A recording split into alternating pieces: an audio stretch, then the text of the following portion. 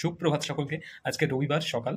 আজকে ব্যাঙ্গালোরে ঠাকুরকে শেষ পুজো করা। আজকেই আমাদের সন্ধ্যেবেলা ফ্লাইট রয়েছে। তো আজকের দর্শনটা করে নাও।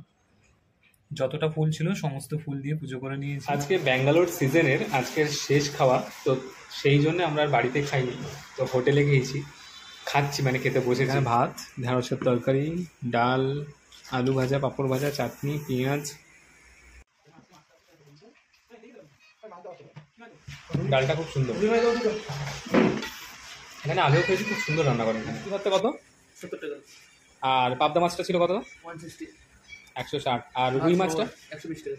আচ্ছা। আর ভাত এখানে আনলিমিটেড? ভাত, ডাল, সবজি আনলিমিটেড এখানে। ঠিক আছে। তোমার নাম কি? দীপ মন্ডল। এই হচ্ছে হোটেলের ফোন নাম্বার।